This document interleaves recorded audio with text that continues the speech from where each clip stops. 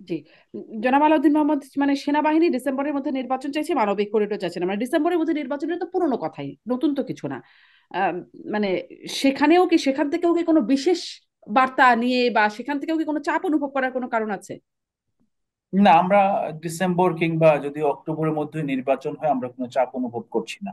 কারণ আমরা জানি যে বাংলাদেশে আমরা ডিসেম্বর হোক আর পরবর্তী জনেই হোক, যেটার মধ্যে খুব বেশি তফাৎ নাই। যদি একজন দল হিসেবে আমরা নির্বাচনে কি পারফর্ম করবো সেই ব্যাপারে। কিন্তু আমাদের একটা জায়গায় কনসার্ন আছে, যে আমরা আজকে যেটা খেয়াল করেছেন, যে আমরা নির্বাচনের রোডম্যাপ চাই, অবশ্যই রোডম্যাপের আগে আমরা সংস্কার এবং বিচারের রোডম্যাপ চাই। কারণ আমরা বারবার বলে এই আসছি রোড ম্যাপ গুলো আমাদের। কিভাবে চান আলাউদ্দিন মোহাম্মদ? এটা একটু শুনি তো, মানে কিভাবে আপনারা এই রোড ম্যাপটা চান? দেখেন, একটা বিষয় আমরা দীর্ঘদিন ধরে দাবি জানিয়ে আসছিলাম, যে একটি ট্রাইব্যুনাল জুলাই গণহত্যার বিচার বিচার এতগুলো মামলাকে অ্যাড্রেস করার জন্য যথার্থ নয়, যথাযথ নয়। আমরা এই দাবির প্রেক্ষিতে কিন্তু ট্রাইব্যুনাল 2 এখানে ওপেন করা হয়েছে। তারপর আপনি যদি দেখেন এখানে যে মামলা হচ্ছে, এখানে অনেকগুলো আপনার গণহারে মামলা হচ্ছে, মামলা বাণিজ্য হচ্ছে।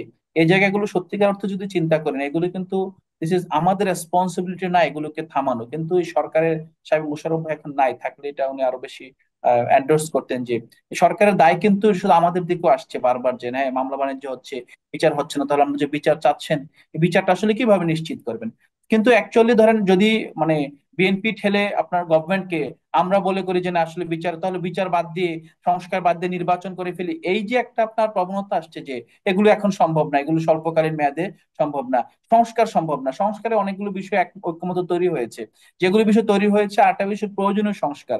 একটা বড় বিষয় কিন্তু দেখেন, যে নির্বাচন কমিশন যখন গঠিত হয়েছে, সেই সার্চ কমিটি কিন্তু সবগুলো দল এবং সবগুলো পক্ষের কাছে নাম চেয়েছিল।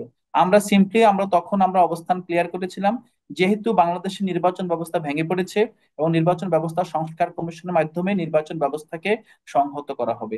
এই সংহত করার পর নির্বাচন কমিশন গঠন করলে সেই নির্বাচন কমিশনের মাধ্যমে এই কার্যকর এবং গ্রহণযোগ্য নির্বাচন সম্ভব। আমরা কিন্তু তখন কোনো নাম দেই নাই। তখন আমরা দেখেছি একতরফা ভাবে নির্বাচন কমিশন গঠন হয়ে গিয়েছে, এবং এটা খুব আশ্চর্য ছিল তখন, যে কি ব্যাপার, এখানে আমরা বলছি যে রাষ্ট্র সংস্কারের দিকে যাচ্ছে, ওদিকে নির্বাচন কমিশন গঠন হয়ে গিয়েছে। এখন আপনি কেন যদি বলেন গঠন হলো তখন? সরকার কেন গঠন করে ফেললো? এটা তো সরকারের ব্যর্থতা। আমি মানে জনাব বদিউল আলম মজুমদার, নির্বাচন কমিশন সংস্কার প্রধান, তার কাছে জিজ্ঞাসা করেছিলাম যে আপনারা তাহলে এই সংস্কার কমিশন করে লাভ কি হলো? কমিশন শেষ হবার আগেই যদি নির্বাচন কমিশন গঠন হয়ে যায়, তাহলে আপনাদের এই প্রতিবেদন এগুলো কি শুধু লোক দেখানো কিনা?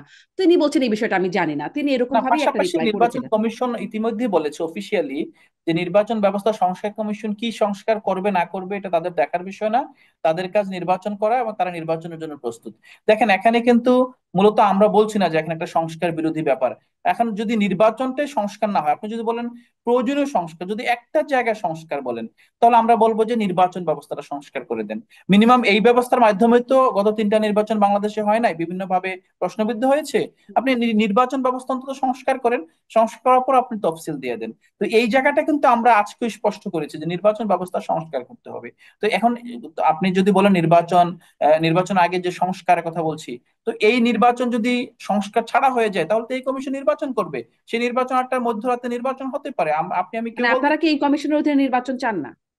আমরা ডেফিনেটলি আমরা সংস্কারে বিশ্বাসী। আমরা চাই যে আগের যে 2022 সালের নির্বাচন কমিশনার নিয়োগ আইন দ্বারা যেই নির্বাচন কমিশনার নিয়োগকৃত হয়েছে সেটা ইনভ্যালিড, এটা বৈধ না। হুম। বৈধ হবে তখন যখন নির্বাচন ব্যবস্থা সংস্কার কমিশন নতুন যেই ফর্মুলা নিয়ে আসছে, নতুন যে আপনার রোল অফ গেম নিয়ে আসছে, এটার অধীনে যখন শপথ গ্রহণ করবে নির্বাচন কমিশনার, তখন সেটা হবে গণ অভ্যুত্থান পরবর্তী বাংলাদেশ নির্বাচন কমিশনার। জি। তো সেই জায়গাটা তাহলে যদি আমি নিশ্চিত একটু না হয়, আপনার কাছে তাহলে জনাব আলাউদ্দিন তার মোহাম্মদ এই অধীনে প্রশ্ন করতে নির্বাচন চাই। করাটা আসলে বোকামি।